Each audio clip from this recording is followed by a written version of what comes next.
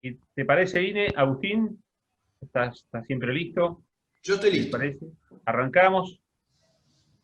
Vamos a tener esta charla que hace rato que queríamos tener con Agustín y que muy amablemente accedió a compartir con nosotros este momento con Unión Republicana. Unión Republicana es una agrupación dentro del partido PRO, Propuesta Republicana. Somos un grupo de personas, algunos de los cuales estamos aquí hoy, que hace mucho tiempo adherimos a una idea y esa idea fue tornando, para algunos, fue tornando, diríamos, para decirlo suavemente, socialdemócrata. Es algo lo que nosotros, quienes adherimos a Unión Republicana, no estamos dispuestos a aceptar y a entregar todo nuestro trabajo, todo nuestro desarrollo dentro del PRO. Y es por eso que hemos llevado adelante este proyecto y que lo estamos llevando con mucho entusiasmo hacia adelante. Creemos que llevarlo adelante es una forma de no renunciar, así como muchos jóvenes dicen hay que irse a Argentina y muchísimos jóvenes dicen no me voy de acá, voy a dar la pelea. Nosotros, que llevamos mucho tiempo, algunos, otros no tanto, dentro de este partido, decidimos dar una pelea que creemos que es importante dar, pero que además entendemos que hay que darla siempre a todo nivel.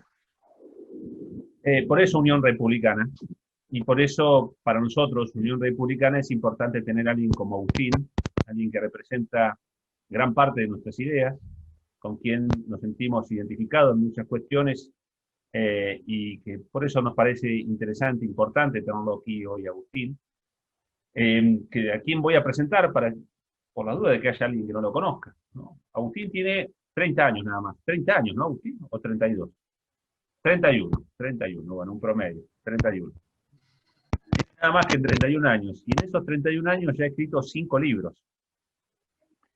Uno muy interesante, que es el libro negro de la nueva izquierda, que ha sido un bestseller a nivel mundial, realmente ha sido todo un éxito y es un libro que lo ha llevado a Agustín a ser conocido en todo el mundo de habla hispana, sin dudas, y diría un poquito más allá también.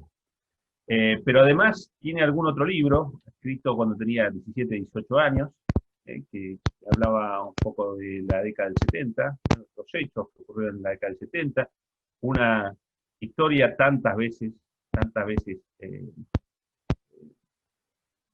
digamos, tergiversada que llama la atención que todavía muchos crean en el relato oficial de aquella década.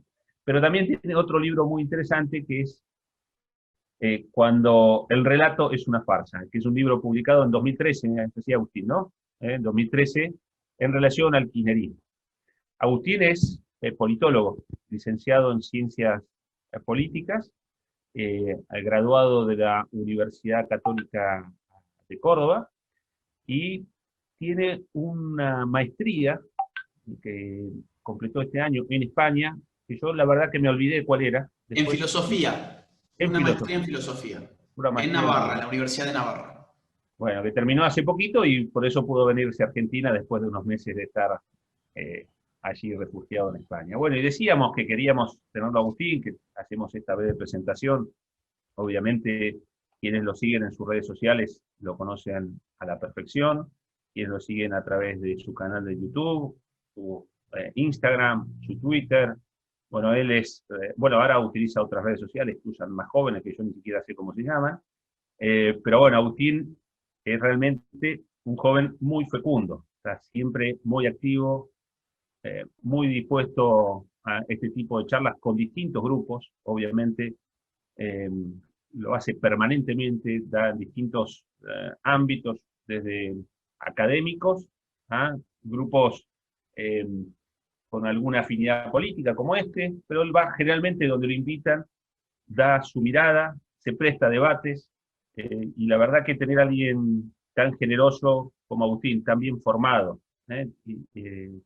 tan claro conceptualmente para nosotros es un orgullo. Así que vamos a estar charlando, pero en realidad va a hablar Agustín. Vamos a tener un formato de unos 40, 45 minutos, donde Agustín va a explicar de qué se trata, de qué viene este cambio cultural necesario, y yo diría urgente, que tenemos que descubrir los argentinos el nivel de urgencia que tienen para ponernos de una vez a llevarlo adelante, envalentonarnos y llevarlo adelante como corresponde, como patriotas que tenemos que ser, como amantes de nuestra patria. Eh, bueno, Agustín nos va a explicar un poco de qué viene esto, y obviamente Inés Liendo le va a estar leyendo las preguntas que ustedes hagan a través del chat, que vamos a estar tomando nota. Agustín le va a dar también posiblemente participación a alguno que pueda hablar, pero sobre todo vamos a escucharlo a él, así que tratemos de aprovecharlo con buenas preguntas que le hagamos a través del chat. Así que, de mi parte, nada más ni nada menos que presentarme, porque muchos de ustedes no me deben conocer. Me llamo Francisco Sánchez, soy diputado nacional por Neuquén, y bueno, nada más. De mi parte, Agustín, te dejamos y te escuchamos. Bueno, Francisco, muchísimas gracias a vos, gracias a la agrupación, gracias a la gente que está del lado de la técnica. Gracias por el coraje que vos tenés, porque que un político en funciones me invite a dar una conferencia es algo que prácticamente no me ha pasado nunca que yo recuerde en Argentina, menos un diputado nacional. Entonces, esto que el público lo tenga siempre presente. Yo a Francisco lo conozco desde antes que sea diputado, desde cuando estábamos resistiendo el aborto en el año 2018 en Neuquén. Y a veces uno piensa, y yo pienso, porque en general los políticos no son todos iguales, pero la mayoría sí, y por eso en general tiene muy mala fama, uno piensa, bueno, este tipo ahora está en contra del aborto, basta con que, o tiene incluso ideas de derecha. Él a mí se me presentó como un tipo de derecha, y cuidado, esto no está prehablado con él, esto no es una propaganda gratis que yo haga a nadie, porque no hago ninguna propaganda de nadie, simplemente cuento lo que fue, cómo yo lo conocí a él, ¿no?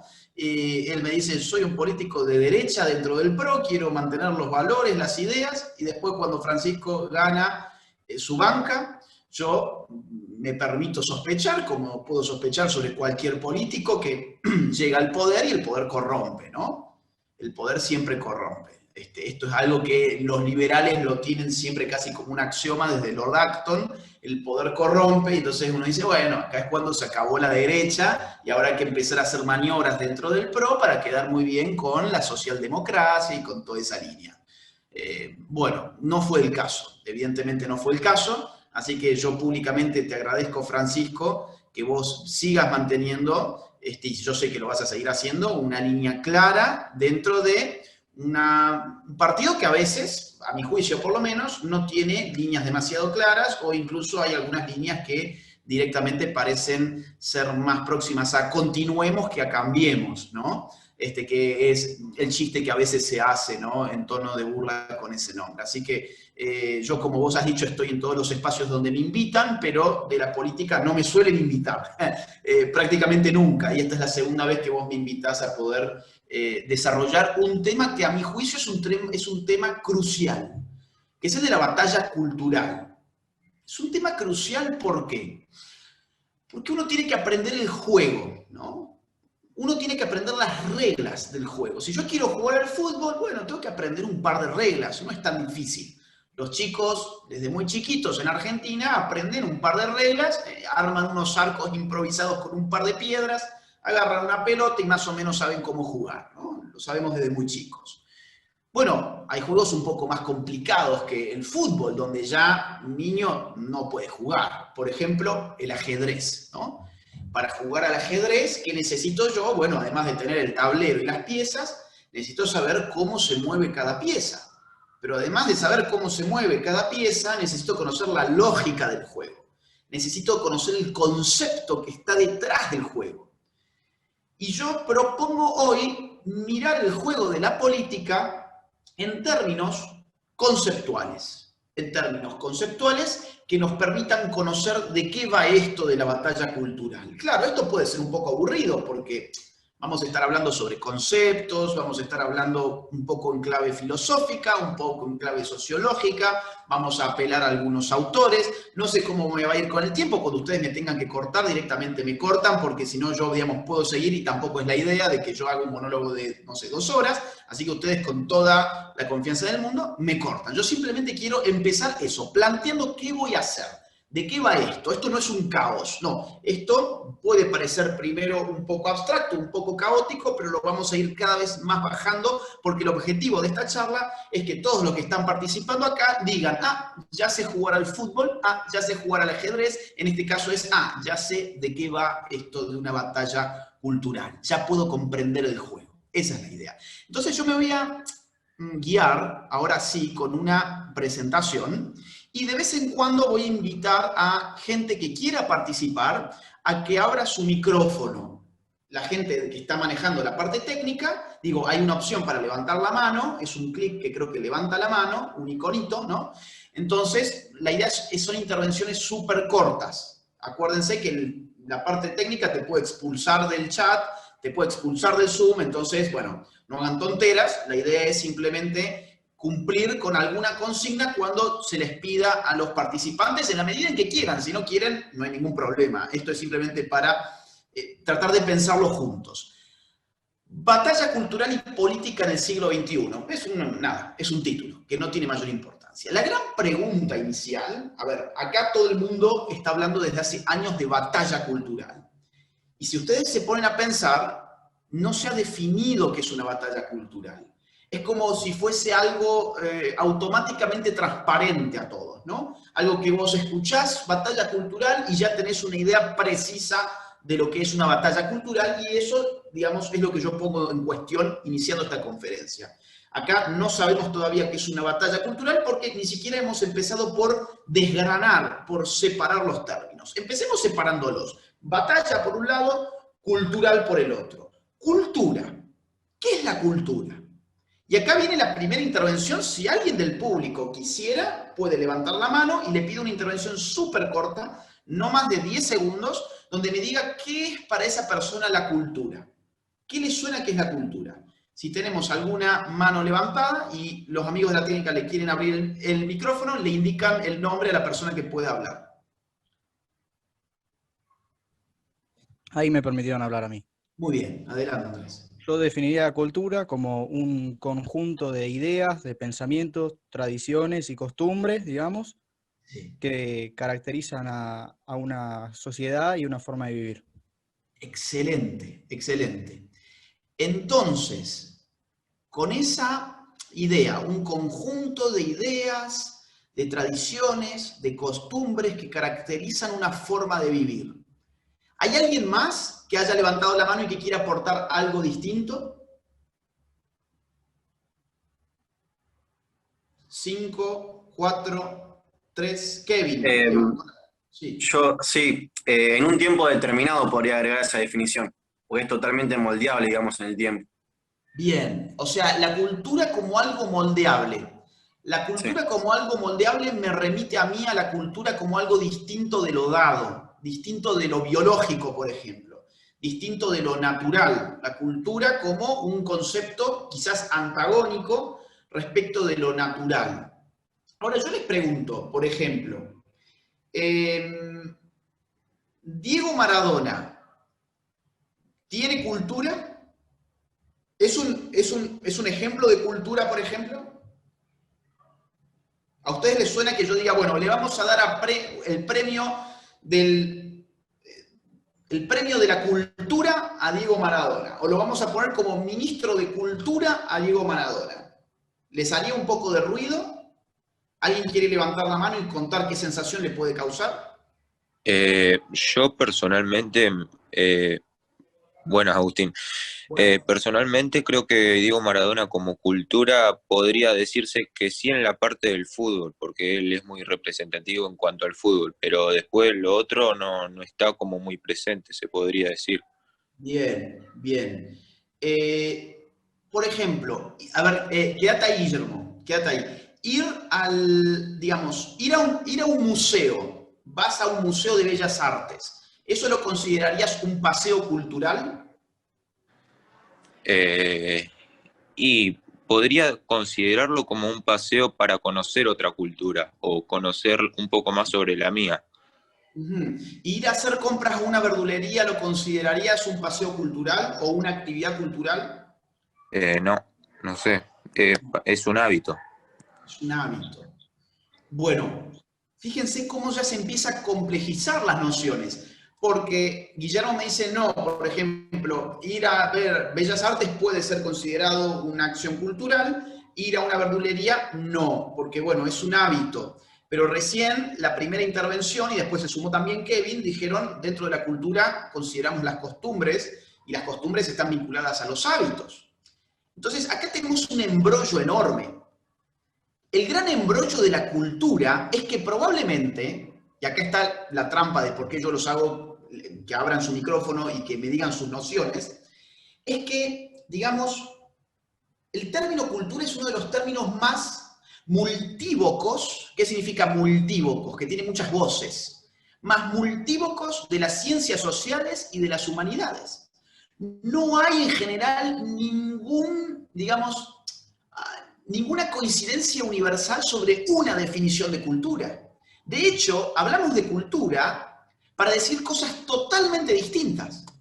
Por ejemplo, hay, a mi juicio, por lo menos 3 grandes acepciones de cultura. Acá la que más ha salido ha sido la acepción antropológica o sociológica, que considera que la cultura es todo aquello que no ha sido genéticamente heredado, por decirlo de algún modo. Es decir, por ejemplo, que yo tenga, no sé, este color de pelo, o que yo tenga cierta estatura, o que yo tenga ciertas propensiones físicas, no es parte de la cultura. Es parte de mi naturaleza. Que yo sea hombre o que Inés sea mujer no es parte de la cultura. En términos sexuales, biológicos, es parte de la naturaleza. Ahora, por fuera de la naturaleza, el hombre vive y está suspendido en una realidad cultural que él mismo ha creado. Y esto es muy importante.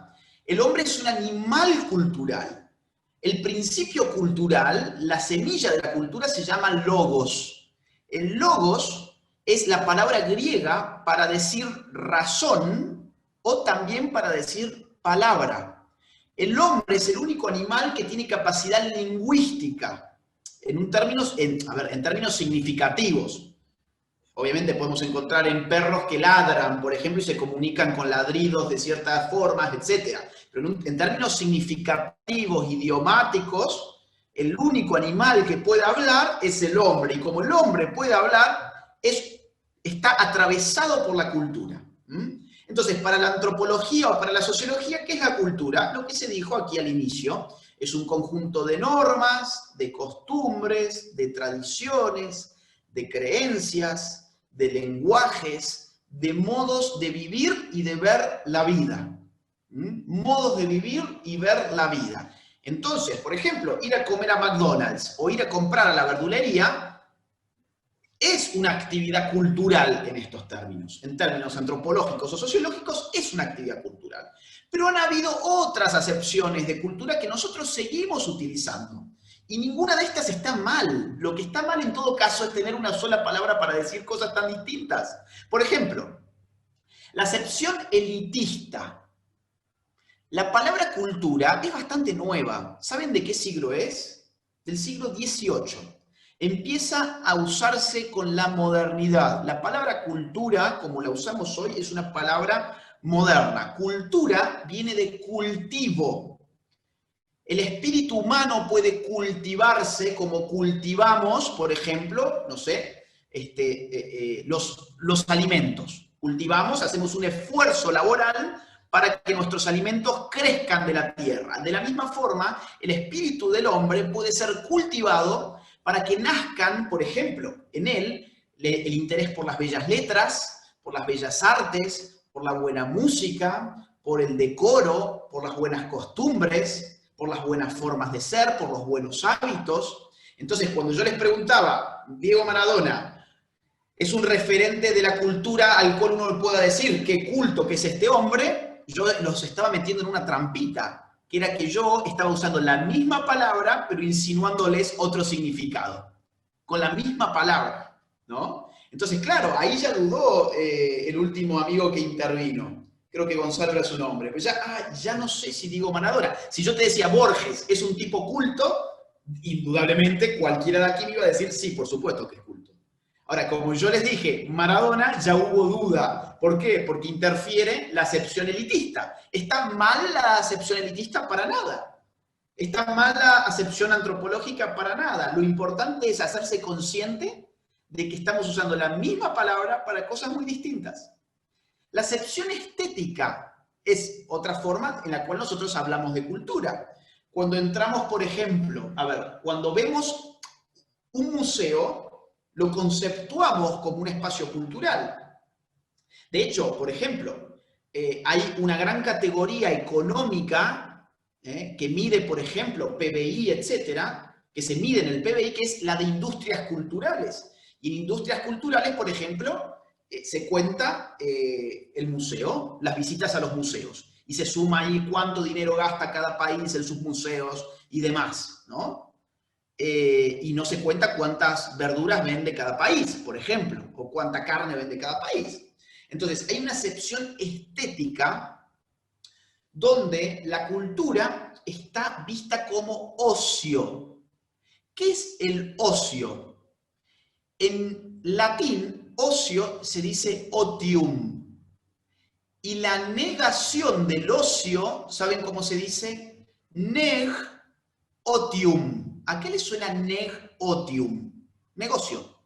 El ocio es la negación del negocio. El ocio es una actividad totalmente inútil. Cuando a Andy Warhol le preguntaban qué era el arte, Andy Warhol daba en el clavo y decía, el arte es lo inútil.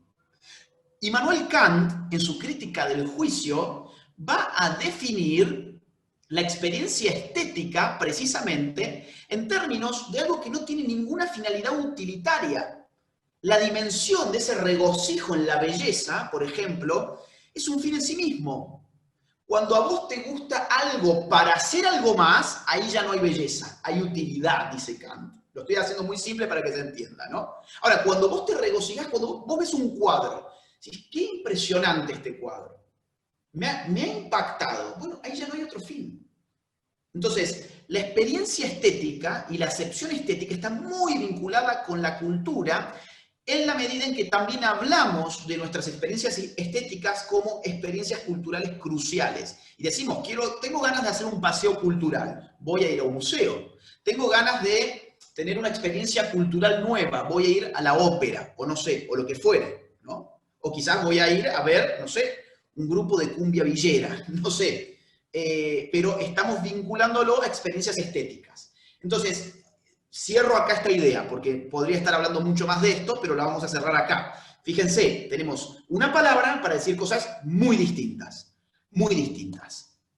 ¿Cómo puedo yo armar? Claro, pero nosotros necesitamos un concepto de cultura para saber de qué estamos hablando cuando hablamos de batalla cultural. Entonces, juntemos las piezas, agarremos lo que nos sirva. Los conceptos están para servirnos. Eso es importante que lo sepamos. Bueno, ¿qué concepto me sirve a mí de cultura en función de haber visto esto para poder entender que es una batalla cultural? El concepto que yo propongo es este. Para mí, la cultura es el campo de la subjetividad humana en cuyo seno se conforman tipos particulares de ideologías, signos, valores, creencias y normas que terminan caracterizando la vida social. Ahí hay elementos sociológicos, valores, creencias, normas, signos, agregaría usos del lenguaje. Piensen ustedes en el lenguaje inclusivo. Modificar el lenguaje es una forma de modificar la cultura. Modificar la cultura es una forma de modificar la forma en que vivimos en sociedad, según esta definición de cultura. Entonces ya vamos aproximándonos a los elementos que están en disputa en una batalla cultural. Porque si nosotros acordamos en que estos elementos son centrales en toda cultura, entonces yo creo que una batalla cultural va a ser una disputa por el dominio sobre estos elementos, por el dominio sobre los signos, por el dominio sobre los valores, por el dominio sobre las creencias, por el dominio sobre las normas, por el dominio sobre el lenguaje. Hay dos batallas, hay dos grandes batallas del poder. Claro, no todo es batalla cultural. Yo sé que últimamente se utiliza mucho la noción de batalla cultural, que espero que ahora deje de ser una noción y empecemos ya a sentarla como un concepto más definido, pero no todo es batalla cultural. Hay otras batallas que se dan. Hay batallas militares, hay batallas económicas, hay batallas religiosas, específicamente religiosas, por ejemplo, la del catolicismo con el protestantismo en su momento, o por ejemplo, la batalla que da hoy el yihadismo en el mundo. Eso tiene una dimensión cultural enorme, pero es inexplicable de no ser por una religión muy fuerte. Pero además hay batallas políticas. Yo creo que las dos batallas centrales en este momento para lo que a nosotros nos interesa acá es la batalla política y la batalla cultural, como dos formas de batalla relativamente separadas. Obviamente esto que yo hago es muy esquemático. En la realidad todo esto está muy cruzado, muy cruzado. Pero ¿qué es una batalla política? ¿Qué es una batalla política? Es lo que ven ahí en el dibujito, ¿no? Una batalla política es una batalla por los votos. ¿Cómo se juega el fútbol? ¿Cómo gana uno en el fútbol? Bueno, pateando el arco del rival, haciéndole goles. ¿Cómo gana uno una batalla política? Bueno, convenciendo a la gente que lo vote a uno y recibiendo la mayor cantidad de votos. Esto está clarísimo. Ahora, ¿cómo se gana una batalla cultural? ¿O qué define una batalla cultural? ¿Qué está en juego en una batalla cultural? En una batalla política, ¿qué está en juego? La representación. Un cargo. Presidente, senador, diputado, legislador, intendente, alcalde, concejal, lo que sea. Un cargo que dura X cantidad de años. 4 años, 6 años, lo que fuere. Eso es lo que está en juego. Está muy claro. Porque aparte está formalizado constitucionalmente. La batalla cultural es una batalla que no está reglamentada. Por lo tanto, hay que pensarla mucho más. No está tan claro. ¿Qué está en juego en una batalla cultural? A mi juicio, lo que está en juego es la base sobre la cual la batalla política va a tratar de conquistar la opinión pública. En la batalla política, los políticos no van a modificar en campañas la forma en que la gente mira el mundo. Al revés, va a tratar el político de conquistar el voto de las personas que miran el mundo como él lo mira.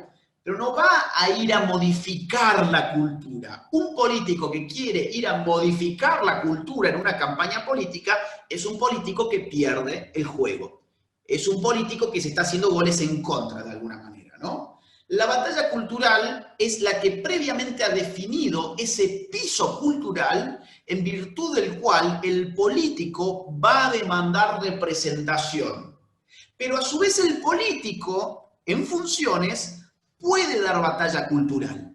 Como, por ejemplo, poniendo un canal como la TV pública con un programa como 678. ¿Se acuerdan? 678. Bueno, eso es batalla cultural pura. Ahora, eso fue posibilitado desde las consecuencias de una batalla política que fue haberse hecho con el poder. O, por ejemplo, beneficiar ONGs específicas, como Madres de Plaza de Mayo.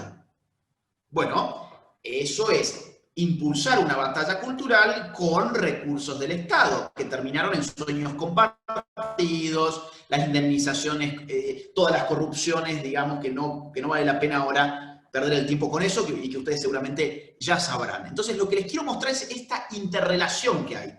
La batalla cultural define los elementos a ser representados, la batalla política lucha por esa representación, pero después desde la política se puede condicionar la cultura. Pero desde la cultura después se puede condicionar la política. Es un juego dialéctico, es un juego muy complejo, porque uno está formalizado y el otro no está formalizado. Si algo de todo esto no se entiende, no se olviden, yo estoy intentando hacerlo lo más claro que se puede, pero ustedes pueden ir anotando las preguntas o acordándoselas para el momento del intercambio. Esto quizás pueda quedar un poquito más claro si lo vemos así. Pensemos en el poder. Y ahora voy a abrir el juego a 1 o 2 o 3 personas que levanten la mano para que me digan qué piensan que es el poder. Así, en 10 segundos como recién hicimos con la cultura. ¿Qué es el poder? Si alguien quiere levantar la mano, este es el momento. No hay respuestas que estén mal, no se preocupen ni tengan vergüenza. Ahí tenemos manos levantadas. Tomás. Hola Agustín, yo definiría el poder como la capacidad para que otra persona o un grupo de personas hagan lo que vos querés, o no hagan lo que vos querés. Excelente. Esa definición es una definición totalmente weberiana. No sé si alguna vez has leído a Weber o si tenías a Weber en mente, pero has hablado prácticamente como Weber. ¿Podés abrir tu micrófono y sacarme de esa duda? Porque no me quiero ir esta noche a dormir sin saber si venías de Weber o si... ¿Sí? Lo leí en un texto de Weber para la universidad. Excelente. Ok, gracias. ¿Alguien más? Sí, yo. Sí, adelante, mucho gusto. Mirá, tocayo, mucho gusto. Voy a citar una frase de La Renga que dice: hace falta poder para poder. Tan simple como eso. Bien. Interesantísimo. Cierro acá las intervenciones porque he tenido las dos cosas que necesitaba. Y ha faltado una, en verdad, que es la que voy a completar yo. Tomás dio una concepción sobre todo negativa del poder. El poder casi como represión, ¿no? Hay una voluntad que se impone sobre la otra y que le condiciona su existencia, básicamente. Y Agustín ha traído una concepción positiva del poder, que es el poder de poder hacer algo. Es decir, el poder no solamente es que me imposibiliten hacer algo, sino que yo también puedo hacer cosas en la medida en que, por ejemplo, adquiero habilidades. Adquiero ciertas habilidades, por lo tanto, puedo hacer más cosas con mi vida. Adquiero, por ejemplo, un título, no sé, lo que fuere, se me ocurre. O adquiero un trabajo, supónganse ustedes. Adquiero un trabajo y las habilidades propias de ese trabajo y ahora puedo comprarme un auto. Tenemos un problema similar con lo de cultura. Estamos usando la misma palabra para dos cosas que no son necesariamente las mismas cosas, ¿no? Poder como capacidad de hacer algo, por un lado, y poder como condicionamiento a un otro. Ya vamos a ver un poquito más. A ver, vamos a ver, acá está lo de Weber. Ya voy a volver atrás con la tipología. Weber, que fue uno de los padres de la sociología, lo definió así. El poder es la probabilidad de imponer la propia voluntad dentro de una relación social, aún contra toda resistencia y cualquiera que sea el fundamento de esa probabilidad. Parece difícil la definición, se las explico en un segundo, no es nada difícil. Supongamos que está Alberto Fernández y Cristina Kirchner. Lo vamos a hacer con este juego, ¿no? Alberto Fernández y Cristina Kirchner. Cada uno tiene sus intereses, sus propias voluntades. Ahí hay una relación social. ¿Cuál es la relación social? Bueno, la de ser parte de una misma coalición, la de ser parte de un mismo gobierno, la de ser uno el presidente y la otra la vicepresidente, distintas relaciones históricas entre ellos que algo conocemos y muchas cosas tampoco conocemos. Pero en esa relación hay alguien que puede, o sea, alguien tiene poder cuando tiene probabilidad de imponer su voluntad al otro. Cristina tiene poder sobre Alberto Fernández y Cristina tiene la probabilidad de imponer su voluntad de gobierno a Alberto Fernández y viceversa. Alberto Fernández tiene poder sobre Cristina si él tiene mayor probabilidad de imponer su propia voluntad. Ahora, sigue así, aún contra toda resistencia y cualquiera que sea el fundamento de esa probabilidad. Supongamos que a Tomás viene un ladrón y le pone una pistola en la cabeza y le dice: dame todo tu dinero. ¿Hay una relación de poder? Sí, hay una relación de poder. Porque la relación de poder no está definida por la fuente del poder. No importa si Tomás le tiene que dar toda la plata al ladrón porque el ladrón le está apuntando con un arma en su cabeza, o si Tomás, con su voto, termina eligiendo a ladrones para que le terminen expoliando de la misma forma que le hubiera expoliado el ladrón con el arma en su cabeza. Independientemente de la fuente del poder, hay poder cuando una voluntad se puede imponer sobre otra. Entonces, vamos a ir ahora para atrás, tipología del poder. Claro, podemos dividir para entenderlo mejor. Esto después todo se cruza. Esto es un ejercicio analítico nada más. Después todo se cruza. Poder político. ¿Qué será el poder político? Bueno, es el poder de imponer la propia voluntad en los organismos del Estado, básicamente. ¿En dónde? En el Estado. El poder económico, bueno, es la capacidad o la probabilidad de imponer los propios intereses en los mecanismos del mercado. ¿Y qué es el poder cultural? Que es lo que a nosotros nos interesa sobre todo para esta charla. Bueno, es la capacidad de imponer la propia forma de ver el mundo a un conjunto social, independientemente de las fuentes de esa probabilidad. Por ejemplo, hoy puse Netflix. ¿Netflix es un dispositivo de poder cultural? Por supuesto que sí. Llega a una pluralidad de personas, a millones de personas, baja ideologías a través de sus series, baja un discurso social, político y cultural y económico al mismo tiempo. Por ejemplo, esta película El Hoyo tiene todo eso. Piensen ustedes quien la haya visto. Bueno, ahí tenés poder cultural. ¿Por qué? Porque Netflix tiene mucha más probabilidad de imponer esa visión del mundo de la que yo tengo dando esta conferencia hoy con ustedes, en principio. Ya vamos a ver por qué en principio. Hay otra... Bueno, esto es lo que les decía recién. En la práctica todo esto está interrelacionado. Es decir, el poder político después te da con que tiene poder cultural porque, por ejemplo, tiene un colectivo de intelectuales a su servicio, como es Carta Abierta, o como es el Instituto Patria, y tiene a su vez también empresarios que financian al poder político, y el poder político facilita la vida del empresario con subsidios, beneficios por derecha y por izquierda, etcétera, y el poder económico a su vez también financia poder cultural.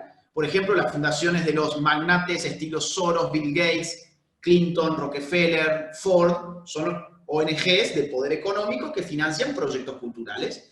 Pero hay otra forma de ver el poder, que me interesa para lo que estamos hablando de batalla cultural, que es la visión Foucaultiana. No sé si ustedes saben quién es Foucault, probablemente algunos sí. Foucault fue un filósofo muy raro.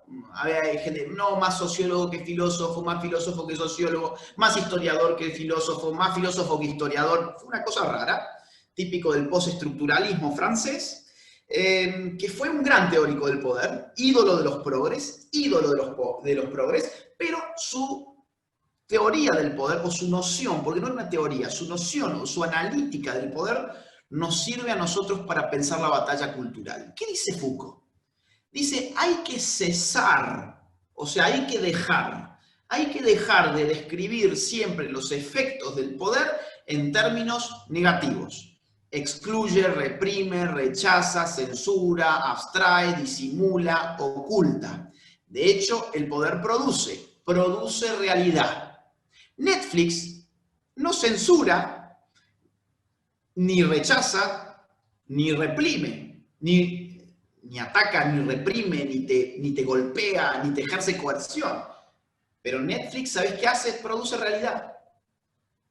Entonces, fíjense cómo empezamos a ver el poder más allá de las categorías clásicas que todos nosotros probablemente teníamos en la cabeza, del poder como un garrotazo en la cabeza. No, el poder no es solamente un garrotazo en la cabeza, el poder también es ponerte una pantalla al frente, ¿no? O condicionarte, por ejemplo, el lenguaje, o armar un currículo educativo. Este es el poder a lo Weber, digamos. Les voy a poner esto. I think it's silly to have anything other than two genders. So. Okay. Anything else is a personal. Please keep that opinion to your own house. Thank you. Not in so you get to put your opinion out in class, and my no, opinion I am not. My opinion has to stay inside. I am not putting my opinion. I am not putting my opinion out. I am stating what is national school authority policy. Okay? Well, it's not scientific whatsoever. Not every policy is scientific, Murray. I know what you think, and I know what the authority thinks. I know what the authority's point of view. Well, it's very clear that we make no discrimination on the grounds of various... I wasn't making discrimination. I'm simply saying there are two genders, male and female. Yeah. Anything else is a personal identification. Eso es un ejemplo, fíjense, es clarísimo. Es el poder en su versión represiva. No, bueno, hay alguien que se rebela contra el poder ideológico de un profesor, que a su vez responde al poder ideológico de un currículo escolar, que a su vez depende de un ministro de educación, y no se puede rebelar contra esto, no puede decir que solamente hay dos sexos, y no hay ninguna justificación más que el uso de la fuerza, ¿no? O sea, usted va a ser sancionado, usted va a tener problemas con la autoridad, usted va a tener problemas. Ahora, esta es una versión Foucaultiana del poder. Acá es un poder amable, que acaricia, simpático, no reprime, sino que produce realidad. To learn a little bit more about gender, we're going to play a true or false game. Everyone born with a vulva is a girl. True or false? Or identifies as a girl. Well, not everybody is sure, and that makes sense. But our genitals actually don't determine our gender. So some people born with vulvas can be boys. What about things that could happen if you masturbate? Since some people consider masturbation a form of self-love. Sorry, what does masturbate mean? It's basically when you touch yourself for sexual pleasure. So a lot of people like to touch or stimulate their genitals in a way that feels good. Because it's something really pleasant and lovely that you can do for yourself. And if it's something that you enjoy, that's definitely a way of showing your self-love. People want to have sex. So if we're thinking about wanting to have sex with another person, oftentimes not, because you can make yourself feel good on your own, so you don't really need to have sex with somebody else. You might feel comfortable masturbating way before you feel comfortable having sex with another person. Bueno, digamos, ven, acá se está diciendo básicamente lo mismo que en el otro video, solamente que acá es un poder que acaricia, y el poder más efectivo es precisamente el poder que acaricia, el poder simpático, el poder que no se nota que es poder. Entonces, esto es lo que está en juego en una batalla cultural. Es el control sobre distintos agentes de batalla cultural, sobre distintos dispositivos. Si en la batalla política tenemos al Estado con sus tres poderes, dirigentes políticos y partidos políticos, como actores típicos de una batalla política, en el orden de la batalla cultural tenemos otro tipo de agentes, que tienen que ver con el poder cultural. Por ejemplo, las ONGs, los think tanks o centros de pensamiento, centros de estudios, los medios digitales, los medios tradicionales, los intelectuales. A ver, vamos a ir poniéndole nombre a todo esto. Por ejemplo, ONGs. Vamos a decir Madres de Plaza de Mayo, por ejemplo. Abuelas de Plaza de Mayo. El CELS de Horacio Verbitsky, un think tank, es un centro de estudios, financiado a su vez por la Fundación Ford. Por eso allí arriba puse fuerzas internacionales, ONGs internacionales. La Fundación Ford, entre otras más, muy acaudaladas, financian, por ejemplo, el CELS de Horacio Verbitsky, que fue incrustado en el Estado por Néstor Kirchner y se le dio todo lo que fue la reforma de la justicia, básicamente. De ahí se desprende también, por ejemplo, justicia legítima. Entonces, fíjense cómo estas batallas en verdad están todas interrelacionadas. Solo analíticamente nosotros las estamos partiendo para entenderlas mejor. Medios digitales, bueno, por ejemplo, Altmedia de Alexis, tenemos La Derecha Diario de nuestro lado, del otro lado está La Izquierda Diario, o tenemos, por ejemplo, no sé, el Pan Am Post, o, no sé, Infobae, no digo que sea de nuestro lado, pero es un gran medio digital. Todos estos diarios digitales tienen cada vez más poder. Ahí podremos sumar además redes sociales, ¿no? Las redes sociales, los perfiles, las páginas, los canales de YouTube. Los medios tradicionales, no sé, Clarín, TN, La Nación, Página 12, CNN, Fox News, etc. Intelectuales, tanto como individuos como colectivos. Como individuos vamos a encontrar tipos como Foster o como José Pablo Feynman, por ejemplo. Pero después existen también los colectivos de intelectuales, Carta Abierta o Instituto Patria, por ejemplo, ¿no? Dentro del PRO, lamentablemente, nunca hubo demasiado de todo esto. Estuvo la Fundación Pensar, pero bueno, nunca se supo muy bien qué pensaba la Fundación Pensar, así que la verdad es que no sé. Yo fui a un evento que hubo en Córdoba, donde este chico de centro izquierda que la dirigía, Iván Petrella, creo que era. ¿Petrella? ¿Puede ser? Bueno. Dio una conferencia junto con una jugadora de las Leonas, un rockero de Córdoba que organiza espectáculos y un capo cómico de Carlos Paz. Ese fue mi primer y último contacto con la Fundación Pensar, porque bueno, más que pensar se contaban chistes. Entonces, la verdad es que no sé si en el PRO ha habido mucho, pero si vemos del lado kirchnerista, insisto, Carta Abierta, el Instituto Patria, y hay otros, muchos más chicos, hay otros colectivos más chicos que son realmente muy potentes. Y uno piensa, bueno, son unos fumados, ¿no? No, son unos filósofos fumados que hablan pelotudeces. A veces pensamos eso, pero el poder académico que esos tipos tienen es enorme. Porque esas tonteras capaz que no la lee doña Rosa. Pero ¿sabes quién sí la lee? El profesor de filosofía que después llega a todo un curso. El profesor de literatura del colegio secundario de no sé dónde, que después le da clases a 80 alumnos. Entonces, o sale publicado después en página 12 que lo lee, bueno, no sé si mucha gente, pero lo lee gente.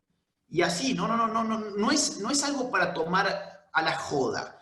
No es algo menor. No es algo menor, en absoluto. Si fuese algo menor, pierdan cuidado que los kirchneristas no estarían financiando intelectuales, no estarían financiando estos colectivos intelectuales. Obviamente las familias son un centro de luchas culturales, las universidades hoy totalmente hegemonizadas por las izquierdas y en verdad hegemonizadas desde hace tiempo. Miren, en la época de Clinton, en Estados Unidos, cada 3 profesores de izquierda ya había un profesor, perdón, cada un profesor de derecha ya había 3 profesores de izquierda, ¿sí? La relación era 3-1. Y cuando decimos derecha, no sé, tranqui, ¿no? Nada, digamos, esa derecha que en verdad es derecha porque no es izquierda, no le pidas mucho más. Pero teníamos esa relación, 3-1. 3-1. Hoy, en Estados Unidos, esa relación es 6-1. 6-1. Esto es un poder impresionante. La universidad es una fábrica de cultura, de la universidad salen los periodistas, de la universidad salen los profesores, de la universidad salen los artistas, de la universidad salen los comunicadores, los técnicos, los políticos. Bueno, no todos los políticos, pero muchos políticos y los técnicos de la política salen de las universidades. Los técnicos de políticas públicas, por ejemplo, los sociólogos, los filósofos, los antropólogos, los historiadores. Ahí se cocina la historia, nuestro pasado se cocina ahí. Insisto, en Estados Unidos 6-1, y en Argentina supongo que es peor todavía. Colegios, movimientos sociales. ¿Qué es un movimiento social? Bueno, piqueteros, por ejemplo. El feminismo, el LGBT, el abortismo. También es un movimiento social con Mis hijos no te metas, del lado de la derecha. O, por ejemplo, la ola celeste, los grupos pro vida. Yo agregaría acá, se me ha pasado, iglesias. Podemos agregar iglesias, las evangélicas están dando sobre todo mucha lucha cultural hoy en día, y por supuesto la farándula, ¿no? La farándula es un gran actor de lucha cultural, y si no, fíjense lo que pasó en Estados Unidos. Es decir, el compromiso de la farándula norteamericana, de Hollywood y del mundo del pop para con Joe Biden fue un compromiso de militancia política, de militancia cultural y política. Entonces la farándula hoy te puede condicionar tranquilamente, incluso, digamos, no solamente la forma de ver el mundo, sino incluso una batalla política. Creo que ya estoy un poquito pasado de tiempo, voy a repasar muy rápido algunas cositas que han pasado para que ustedes se den una idea por dónde estamos, qué estamos viendo hoy. Muy rápido lo que ha pasado el último año. La izquierda se ha reorganizado, ha apostado a lo cultural y ahora está teniendo réditos políticos. Julio de 2019... se creó el Grupo de Puebla.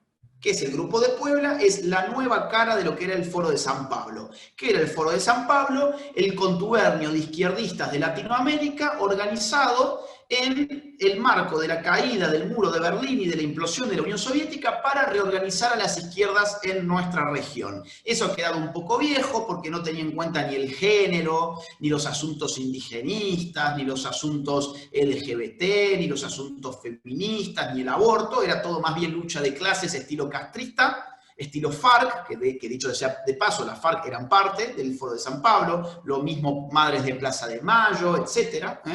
Y ahora aparece el Grupo de Puebla, que es una actualización. A mi juicio es una actualización con nuevos personajes como Alberto Fernández, que es uno de los grandes líderes que tiene el Grupo de Puebla. Dice, reconocemos y celebramos el avance imparable del movimiento feminista en el continente, así se expresó en su lanzamiento este grupo. Celebramos la liberación del expresidente Lula, o sea, toda esta gente está ahí metida. Reiteramos nuestro apoyo irrestricto al acuerdo de paz en Colombia, que beneficia la impunidad de la FARC y que ha metido a la FARC en el Congreso colombiano. Ratificamos el respaldo al legítimo reclamo del pueblo de Chile a protestar, lo que hemos visto que se ha consumado finalmente con el inicio de un cambio constitucional, y apoya además a Venezuela. Defendemos el legítimo derecho de autodeterminación de los pueblos y rechazamos la imposición de sanciones unilaterales, todo pensado en Venezuela, por supuesto, el apoyo a las diversidades sexuales, etc. Muy rápidamente, no podemos entender hoy la política en la región sin conocer estos datos muy rápidos. Octubre del 2019, crisis en Ecuador por el tema del subsidio a los combustibles. ¿Se acordarán ustedes que involucró qué cosa? Involucró la militancia indigenista. El contexto era un déficit fiscal que llegaba a casi 8 puntos en el 2016 y un crecimiento del 0.3%. Hubo un montón de cosas, no vienen ahora al caso, se trasladó el gobierno a Guayaquil, se fue de Quito, pero finalmente Rafael Correa para la BBC aparece desde donde él está, porque si no, si vuelve a Ecuador termina preso el tipo, entonces está en Bélgica, y a la BBC le dijo, si es que soy candidato para algo, por ejemplo, el vicepresidente, o sea, el modelo Cristina, será para organizar una asamblea constituyente. Ya hay que modificar la constitución en Ecuador. A los pocos días, la crisis en Chile. Esto es un dominó, se va cayendo pieza por pieza.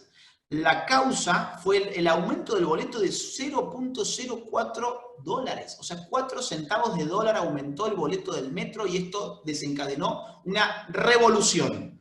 Con un contexto económico de crecimiento y de buena salud económica, 3% de crecimiento, siendo el segundo PBI más importante de América del Sur.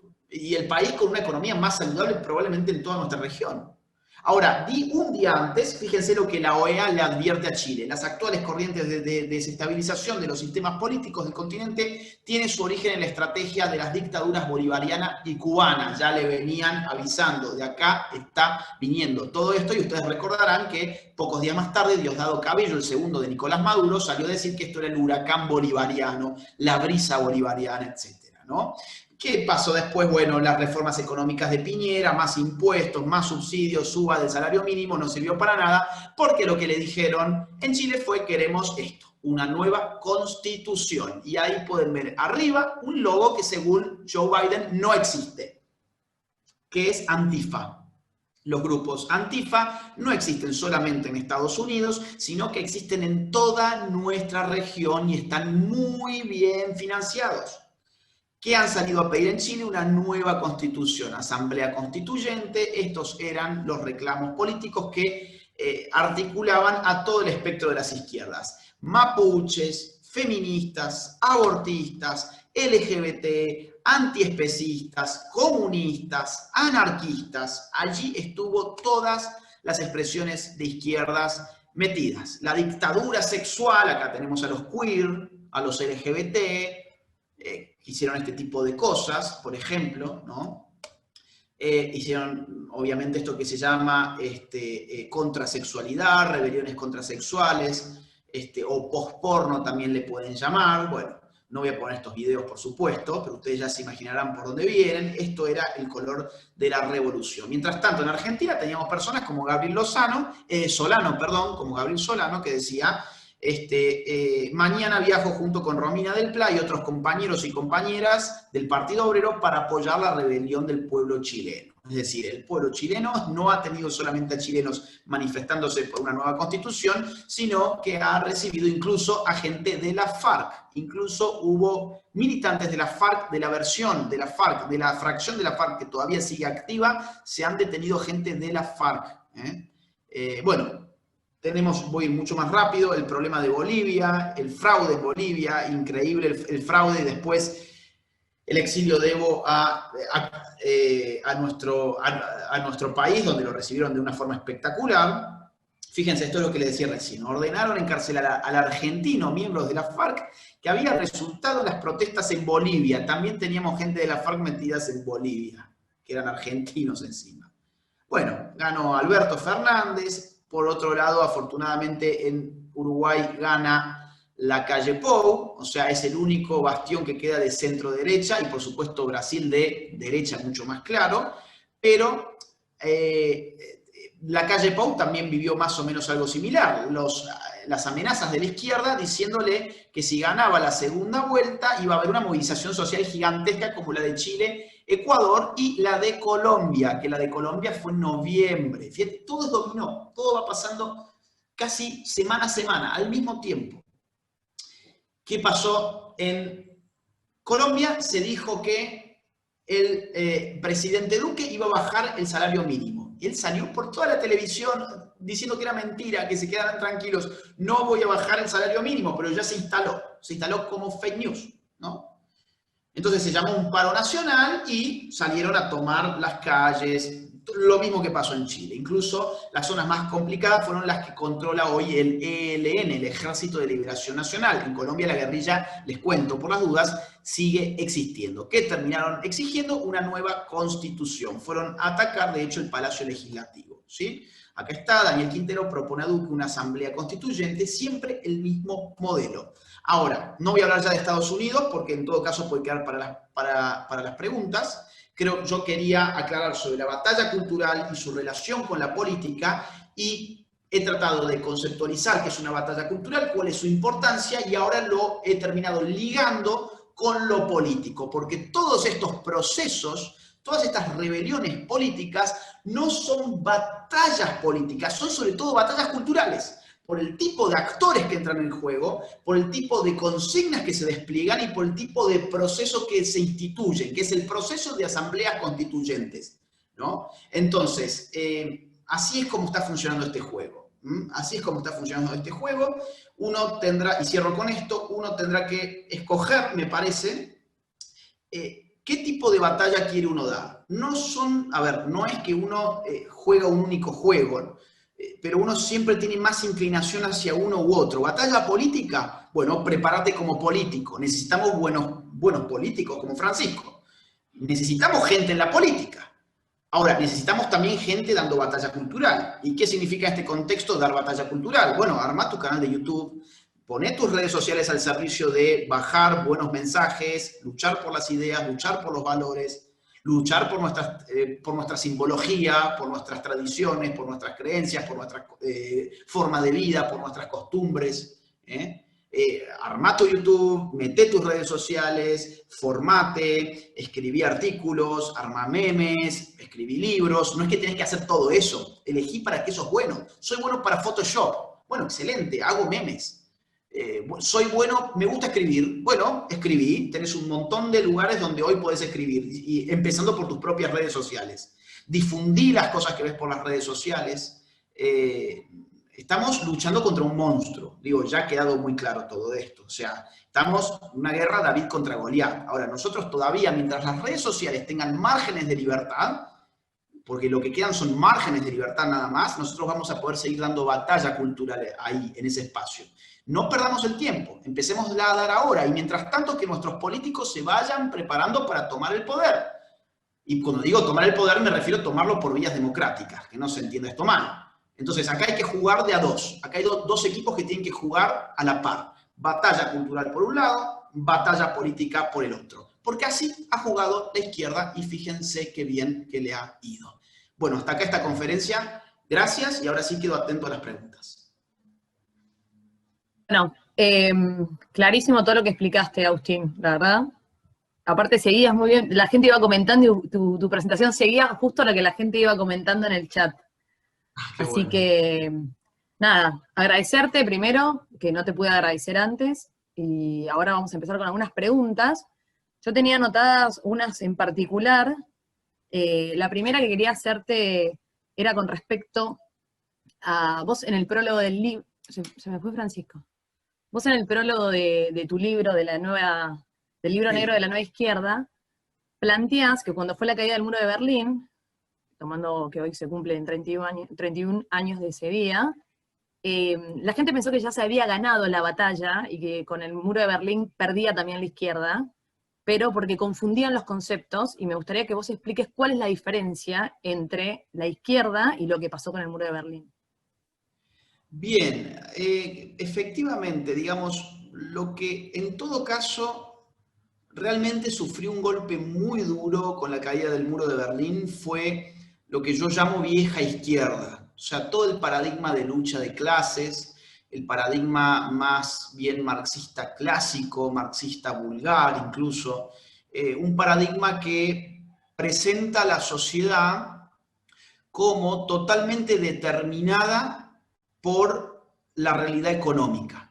o sea, para el marxismo vulgar, digamos que le dio vida, por ejemplo, a Montoneros, a Lerch, a la FARC, a Tupamaros, a Sendero Luminoso, al MIR en Chile, bueno, a toda la guerrilla que nosotros hemos conocido, pero también lo que le dio vida a la revolución rusa, a la revolución china, toda la visión marxista, a la revolución cubana, claro, toda esa idea, toda la idea que sustentaba esa revolución, toda la idea que sustentaba la praxis, o sea, la práctica de las viejas izquierdas, era la idea de que para hacer una revolución realmente uno lo que necesita es modificar la economía, porque sobre la economía se levanta toda la sociedad.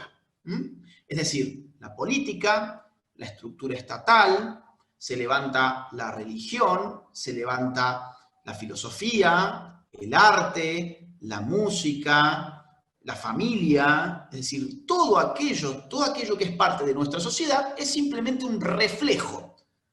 Es un epifenómeno, le dicen ellos, de la economía. Por lo tanto, ¿cómo hago yo para cambiar una sociedad? Y bueno, no voy a cambiar una sociedad cambiando la filosofía, o no voy a cambiar una sociedad cambiando la religión, o cambiando la cultura. Entonces, una batalla cultural sería un absurdo. Pensar en una batalla cultural para Marx, o para un Fidel Castro, o para un Che Guevara, o para un Mario Firmenich, es un absurdo. ¿Por qué motivo? Porque la cultura es un reflejo, no es algo real. Lo real es la materia. El marxismo es materialista. La vieja izquierda fue materialista, terriblemente materialista. Y en este sentido, para hacer una revolución, ¿qué tengo que hacer yo? Asaltar el poder para, desde dentro del poder, modificar el sistema económico, y con la modificación de un sistema capitalista que pasa a ser socialista, voy a tener lo que se llamó el fin de la historia del comunismo. El fin de la historia comunista es un fin de la historia donde no hay propiedad y por lo tanto no hay Estado. ¿Por qué? Porque el Estado es un reflejo de la propiedad. No hay religión. ¿Por qué? Porque la religión es una ideología al servicio de la propiedad. No hay filosofía en forma de ideología, porque la ideología es un reflejo de la propiedad, etcétera, etcétera, etcétera. Entonces, lo que perdió con la caída del muro y con lo que perdió con el fin de la Unión Soviética fue finalmente eso, esa forma de izquierda que exalta la lucha de clases, una lucha donde el protagonista es el obrero, donde las clases colisionan y la clase es el sujeto de la historia, el obrero se alza en armas porque toma conciencia de clase, hace la revolución, la dictadura del proletariado y nos deja un nuevo mundo, un fin de la historia. Eso es lo que desapareció, eso es lo que ya solamente queda como museo, como muestras de museo, lo podemos ver, no sé, en el Partido Obrero quizás, pero son expresiones casi caricaturescas, ¿no? La izquierda, sin embargo, ahí, y antes, en verdad, ya en el 68, había dado un vuelco, había dicho, no, a ver, esto de Marx, seamos sinceros, en el mundo actual no ha funcionado, la revolución no llegó en los países más capitalistas, que fue donde Marx dijo que iba a llegar, la revolución incluso llegó a zonas agrarias, China, Rusia, Cuba, los obreros cada vez nos escuchan menos, además hay cada vez menos obreros, porque el mundo está girando desde un sistema industrial de producción a un sistema postindustrial. Si uno ve, por ejemplo, el sector servicios de Estados Unidos, hoy es el 80%. 80%. Lo mismo ocurre, no sé, en España, en Francia, en Inglaterra. Estamos yendo a una economía postindustrial donde no se forman clases obreras, sino se forman oficinistas, técnicos informáticos, gente de call center y ese tipo de cosas, ¿no? Entonces, ¿cómo hacemos una revolución obrera cuando ya no hay obreros, cuando el obrero está burguesado, cuando el capitalismo ha triunfado, se nos ha caído la Unión Soviética? No. Acá lo que hay que hacer es una contraofensiva cultural. Aquello que para Marx era un absurdo atacar, que era la cultura, porque era un epifenómeno, era un reflejo, vamos a ver qué podemos hacer ahí. Y vamos a empezar a hacer muy progresivamente, o sea, muy progresistamente, podríamos decir hoy, muy progresistas, avances milimétricos que no se vayan notando, intangibles, potencialmente intangibles. Entonces, voy de a poquito todos los días, voy avanzando 1 milímetro más y voy modificando las costumbres, los usos, los hábitos, las creencias, la forma de ver el mundo, y para cuando me doy cuenta ya he hecho una revolución. No era la revolución de tomar, no sé, tomar La Habana, no era la revolución de asaltar el Palacio de Invierno, sino que era una revolución que se daba acá, se daba en la mente. Y para entrar en la mente de la gente, hoy necesitas medios de comunicación, necesitas colegios, necesitas universidades, necesitas ONGs y necesitas intelectuales y redes sociales. Con eso ya hoy podés hacer una revolución en la mente de las personas mucho más potente de lo que fue la revolución del 17 o la revolución del 59 o la revolución de Mao. Entonces, de eso va la nueva izquierda. La nueva izquierda es aquella que plantea su lucha en términos culturales. La madre de todas las batallas para la nueva izquierda no es la batalla política, sino que es la batalla cultural de la que hemos estado hablando hoy. Ya que mencionás el tema de las escuelas, quería comentarte, viste que al principio un poco Francisco comentó lo que era Unión Republicana, y nuestra pata joven es Jóvenes Republicanos, que estamos trabajando o estamos en contacto y tenemos un montón de charlas y de ciclos de formación con los chicos que están en secundario. Y muchas de las cosas que nos cuentan es el adoctrinamiento que pasa en las aulas, obviamente en una relación de desventaja entre alumno y profesor, y un poco las preguntas que hay es qué herramientas pueden tener ellos para debatir con un profesor y para defender sus ideas. Y te cuento un hecho puntual. Hace pocos días, obviamente con esto de la pandemia y los Zooms, se quedaron a la luz un montón de situaciones, pero uno de los chicos nos comentaba que la profesora había pasado un video del Che Guevara, editado, porque el Che Guevara hablaba sobre los derechos humanos y demás, estaba un poco recortado, y que cuando él le comentaba sobre sus modales con respecto a los homosexuales, la profesora le dijo que eso era un mito, que no existía, lo que él decía no era real, era solamente una fantasía de la derecha. Entonces me gustaría que les cuentes y escuchar un poco de esa parte. Mira, a ver, 2 o 3 cosas. Primero que nada, el chip que nosotros tenemos que tener es el siguiente. Nosotros no podemos convencer a un profesor porque al profesor se le paga para convencernos a nosotros. Si el alumno convence al profesor es porque el profesor es un mal profesor, en definitiva, digamos. El profesor está para enseñar. Obviamente, se dice que el profesor aprende cuando enseña, y es algo cierto. Pero al profesor no se le paga para aprender, al profesor se le paga para enseñar. Y el alumno no paga para enseñar, el alumno paga para aprender. Entonces, hay tipos ideales, ¿no? El profesor enseña, el alumno aprende. Poner en juego y poner en cuestión esos roles, si estás con un tipo autoritario, te puede joder la vida, ¿no? O sea, te puede joder tu paso por la universidad o por el colegio. Entonces, mi primer gran consejo sería: analicen si ustedes realmente están frente a un autoritario o están frente a un tipo piola que no tiene problemas y que al revés, le gusta que se arme debate. Yo he tenido ocasiones de dar clases, bueno, a mí me gusta que se arme alguno medio zurdo, que me salte con una cosa o con otra, la verdad es que hace que la clase sea mucho más divertida.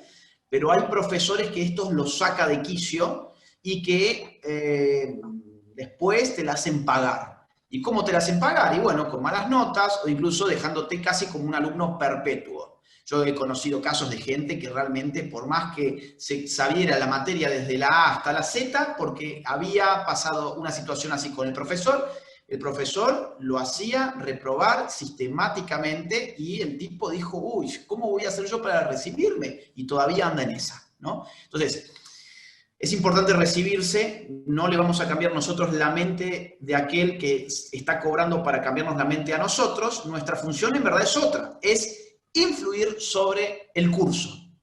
Nuestra función no es cambiarle la mente al profesor, nuestra función es proteger al resto del curso, digamos. Proteger en el sentido de que el resto del curso puede escuchar otra versión, puede escuchar otra campana. Por ejemplo, un profesor ahí ponía algo sobre los 30.000, o vamos con el tema del Che Guevara.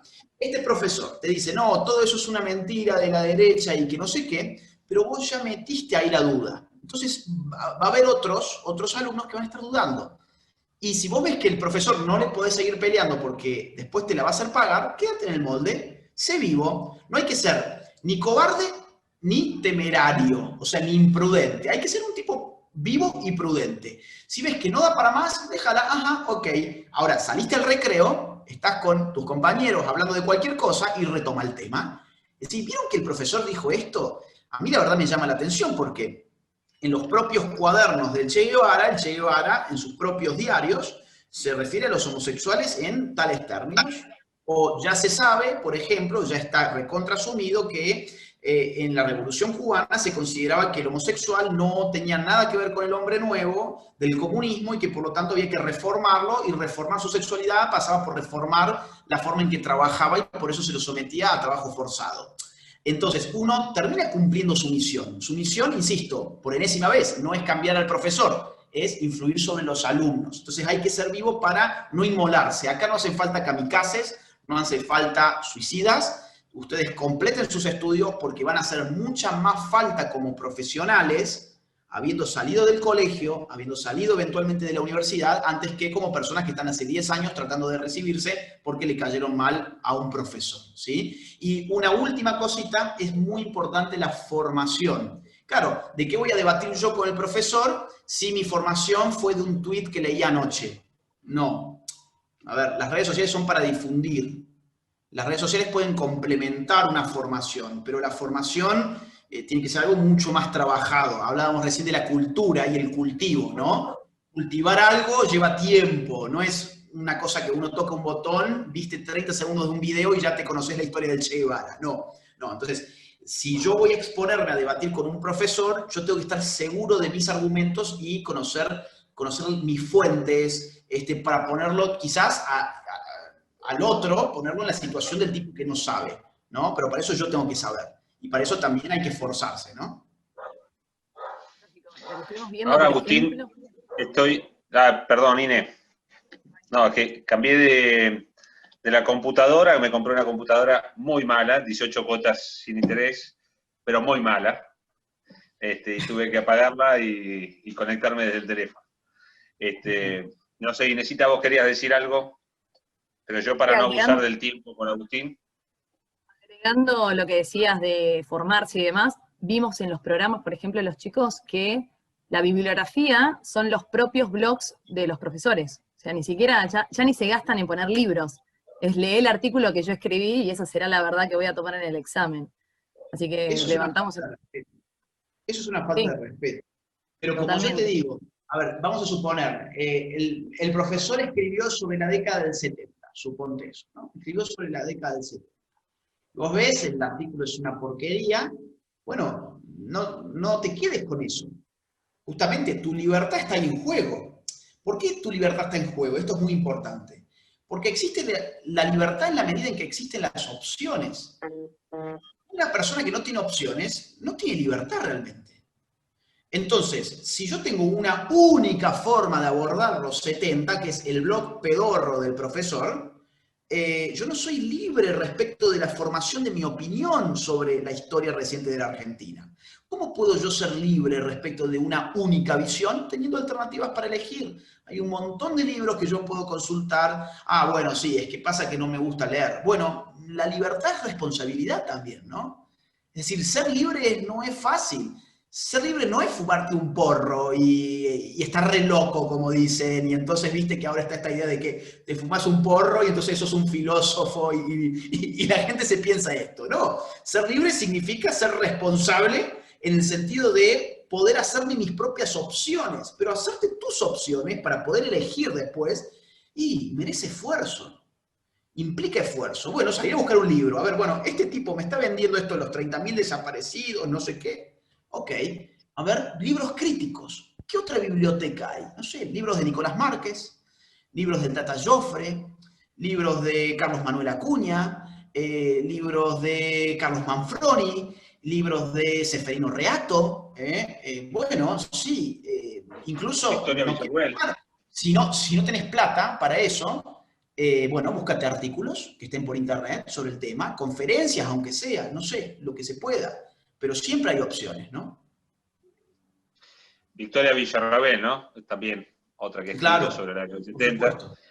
Pero mira, también, y siguiendo la misma línea que mencionás, Agustín, leer mucho historia argentina, ¿no? La historia argentina que no es necesariamente la que nos enseñaron en el secundario, en el primario, y la que nos enseñaron en todo en todo el circuito de educación oficial, que me parece muy importante que se conozca mucho, que ahora repasando con mis hijos lo que les han enseñado en la escuela, prácticamente no hay historia argentina contada antes de 1806. Parece que Argentina hubiera nacido en 1806 y que no hubiera pasado nada acá entre 1500 y 1806.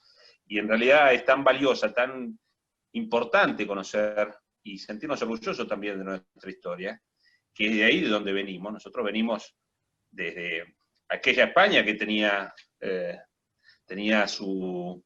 nosotros éramos parte de España, claramente, y esto se niega y se oculta en la historia argentina. Hay autores muy interesantes, Vicente Sierra, Ernesto Palacio, José María Rosa. Me parece que hay autores que han escrito e interpretan muy bien la historia argentina, y es muy importante conocerlos. Obviamente están fuera del circuito oficial, como decía recién, pero es muy importante que sepamos, entendamos nuestra historia y la valoremos. Tenemos una historia muy rica y de la cual enorgullecernos, y yo creo que está claro que si hubo una batalla cultural en contra de los argentinos, fue en contra de nuestra historia, ¿no? De hacernos creer que tenemos una historia miserable, de la que nos sentimos orgullosos, que parece que todo arrancó en 1853 o en 1806, pero en realidad, antes que eso, realmente tenemos muchas cosas de las que sentirnos orgullosos, y después también, obviamente, no hay que dejarse convencer de que todo lo que pasó fue malo, sino que realmente todo lo contrario. Creo que tenemos mucho para enorgullecernos, y también sobre esa base pararnos para poder construir un futuro mejor que el que tenemos hoy, y del que nos dicen que estamos destinados a las peores cosas. Todo lo contrario. Tenemos un gran destino porque tenemos un gran pasado también, ¿no? Eso es fundamental, y estuvo en la intervención que hizo Kevin, creo, cuando hablábamos sobre cultura. Él decía, bueno, la cultura es en un momento dado, ¿no? Sí, pero el presente siempre está en función del pasado y siempre proyecta un futuro, ¿no? Es decir, no hay un puro presente. ¿Qué es un puro presente? El puro presente, ¿sabes qué es? La deconstrucción. El puro presente es el desenraizarse, desterritorializarse o deconstruirse. Y el puro presente es imposible, somos animales históricos.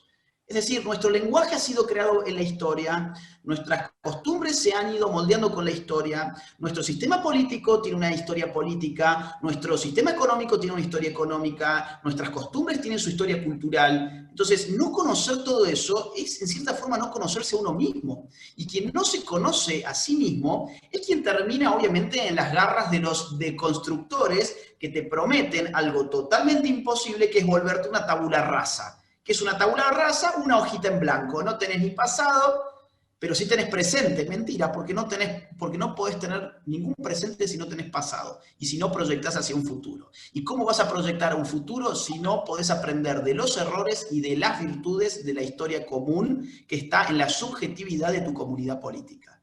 Entonces, no concebir la historia como algo importante para nuestra formación cultural es un error gravísimo. Como vos bien lo estás marcando, es algo que no lo había tenido en cuenta yo en la presentación, pero gracias por haberlo sumado, porque la formación histórica es fundamental para saber quiénes somos, ¿no? ¿Quiénes somos? Ni más ni menos. ¿Quiénes somos? Bueno, historia. Somos historia. El hombre es historia. Bueno, y quien quiera formarse, leí algunos comentarios ahí también, algunas preguntas. Bueno, ¿cómo formarnos? El libro de Agustín es un libro muy claro, el libro de Agustín con Nicolás Márquez, y creo que es importante que si quieren formarse, el que quiera formarse, ese es un excelente libro como para arrancar. Creo que tiene el nivel de actualidad necesaria como para que el que quiera saber dónde estamos y cómo salir de esto pueda darse muchas ideas a partir de ahí. Me parece que da para muchísimo, Agustín, como siempre uno que te escucha y te sigue sabe que está para sacarte el jugo, pero imagino que no será la última vez que nos vamos a encontrar en una reunión como esta. Pero bueno, pueden contar conmigo, ¿eh? Pueden contar conmigo. Tampoco te queremos sacar todo el jugo hoy. Sumo algún librito para la gente también, como para que no quede tan autorreferencial. Yo creo que hay libros muy buenos, depende obviamente del tema. Si les gusta más, por ejemplo, los temas políticos y quiere empezar a, no sé, entender qué es la democracia, qué es la representación, qué es la república, qué es el Estado, que son incluso la política comunicacional, qué es el poder. Hay un librito muy bueno de Giovanni Sartori, que se llama Elementos de Teoría Política. Elementos de teoría política. Ahí menciona a Bobbio. Bobbio tiene buenos libros también. Yo soy un poquito más de Sartori, pero Bobbio también tiene algunos buenos libros. Entonces, así como para empezar a formarse con conceptos. Yo creo que en política pasa algo, que es que usamos muchas palabras y muchas veces no sabemos qué significan. Y yo quise hoy hablar de 2 o 3 palabras como cultura y poder, sobre todo. Cultura y poder, que digo, bueno, vamos a ver qué significa esto. Y así como hablamos de estas, podremos haber hablado sobre democracia, sobre república, sobre representación, Estado, muchos conceptos políticos que en este librito creo que están muy bien, elementos de teoría política, ¿no? Después, por ejemplo, si les gusta más la economía, y hay alguien que diga, no, bueno, yo quiero formarme un poco más en los temas económicos, el libro de Hazlitt con Z, Hazlitt, Economía en una lección. Es un librito relativamente corto, 250 páginas puede tener, entonces todo ahí está muy, muy claro para iniciarse en los asuntos económicos. Libros de historias, vos ya has ofrecido algunos títulos. Hay uno de historia argentina que a mí por lo menos me ha servido, es un masacote así.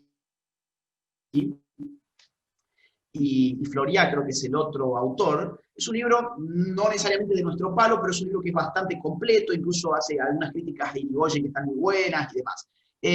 Después, por ejemplo, ¿les gusta la historia del Che Guevara? Bueno, el de Nicolás Márquez. Puede ser El Canalla, o más actualizado, La Máquina de Matar. ¿Les gustan los 70? Hemos dado un montón de nombres de autores. ¿Les gusta, por ejemplo, más ver esto del liberalismo y el conservadurismo? Hay un libro que se llama Diccionario Liberal Conservador, de un autor que se llama Ashford. Entonces, ¿les gusta más una visión más conservadora? Pueden ir a Edmund Burke, o Roger Scruton, tiene libros espectaculares. Roger Scruton, Conservadurismo, los encuentran en PDF, no hace falta que lo compren incluso. Yo hago mal de decir esto, pero bueno, mi libro también está recontra pirateado, así que ahí están, ¿no? Para los que no tengan plata, los que puedan comprarlo, cómprenlo porque los escritores viven de eso, pero los que realmente no tengan dinero y se quieran formar, ahí tienen Roger Scruton. O les gusta una versión conservadora un poquito más liberal, Hayek, Los Fundamentos de la Libertad, La Fatal Arrogancia. ¿Quieren algo más cortito? Bueno, el primer ensayo de Hayek se llamó Individualismo, el verdadero y el falso. ¿Quieren algo sobre la batalla cultural en Estados Unidos en la década del 80 para entender cómo reventaron las universidades en Estados Unidos en los años 80 del siglo pasado? Alan Bloom, El cierre de la mente moderna. En inglés tiene otro título que es The Closing of the American Mind, o sea, el cierre de la mente americana, pero en español es El cierre de la mente moderna. Bueno, hay muchos títulos, como ustedes verán, incluso de marxistas. ¿Quieren ser críticos con la posmodernidad, por ejemplo? Hay un buen marxista que hace una crítica muy buena, que se llama Terry Eagleton, que tiene un libro que se llama Las ilusiones del posmodernismo. ¿Quieren ir a los temas de género? Pablo Muñoz Iturrieta o Alicia Rubio. Pablo Muñoz Iturrieta tiene un libro que se llama Atrapado en el cuerpo equivocado. Alicia Rubio está por sacar un nuevo libro, pero tiene otro libro que se llama Cuando nos prohibieron ser mujeres y os culparon por ser hombres. O, por ejemplo, Gabriele Cubi, La revolución sexual global. Quieren sobre el globalismo, César Vidal, Un mundo que cambia, es un libro nuevo que ha salido hace menos de un año. Quieren, ahí ponen en el chat, quieren artículos sobre el momento que estamos viviendo ahora de la pandemia. Tienen libros gratis como Pandemonium 1 y 2, que son compilaciones de artículos de distintos intelectuales de muchas nacionalidades que analizamos los momentos pandémicos. Bueno, hay mucho para hacer, mucho para leer, y bueno, hice un salpicado muy rápido con algunas ideas según los distintos intereses. Tema aborto, el de Lupe Batallán, ahí por el respecto del tema aborto. Hermana, date cuenta, no es revolución, es negocio, ¿no? Hermana, date cuenta, Lupe Batallán. Bueno, ahí tienen un poco más. Bueno, Agustín, excelente, todo clarísimo, súper completo. Pero bueno, son los tiempos de la televisión, dicen, ¿no? Mira, los tiempos de la televisión son una porquería, a mí no me gustan para nada, porque te piden que respondas cosas súper complejas en 20 segundos. Así que gracias a Dios, esta no es el tiempo de la televisión, sino que estamos entre amigos pudiendo explayarnos sobre cosas interesantes. El tiempo de la televisión sería, no, bueno, ya, me aburriste, andate, te corto el micrófono. Por suerte que no es. Vos sabés que de hecho me acaba de escribir de la gente de Viviana Canosa para ver si quiero ir al piso. A mí ir a la televisión es algo que no me gusta en absoluto, porque sé que no hay tiempo para desarrollar las ideas, y las ideas necesitan tiempo. Esto ya lo sabía un tipo como Platón. Platón, digamos, entendía que el filósofo podía hacer filosofía porque disponía de tiempo. La gente que estaba en el ágora, en la plaza pública, no tenía tiempo. Entonces, para pensar uno necesita tiempo, y para explicar lo que ha pensado necesita todavía más tiempo. Entonces, la televisión, no sé si me gusta mucho. Quizá, o sea, voy a ir probablemente, pero no es algo que me guste. Así que gracias, ¿verdad?, por esta oportunidad que me gusta mucho más que estar en cualquier canal de la televisión. Bueno, pero esas oportunidades hay que darlas. A vos no te han censurado en la televisión argentina, pero más o menos, ¿no? Así que bienvenida a esa invitación. O sea, no me invitan. No, jamás. Jamás. Me ha invitado una vez Eduardo Feynman, estuve en el piso con él, pero no, nunca más. Incluso me han hecho ir hasta la Puerta de América y me han bajado ahí mismo, en el programa de Pamela David. No tengo lugares que tampoco yo creo que lo que tenga para decir sea muy interesante para un formato televisivo. No creo que sea demasiado interesante, pero además los temas que toco no son convenientes para la televisión, y eso también es verdad. Bueno, no son convenientes para algunos. Sí. Para nosotros sí. Para nosotros es muy valioso escucharte y, bueno, de nuevo agradecerte, Agustín. Bueno, un gustazo tenerte de nuevo en Argentina y un gustazo tenerte acá, con nosotros conversando. Gracias a Unión Republicana, los felicito. Gracias a todos los que se conectaron y bueno, espero que haya servido y que nos veamos próximamente otra vez. Seguro que sí. Un gran abrazo. Saludos a todos. Gracias por estar ahí.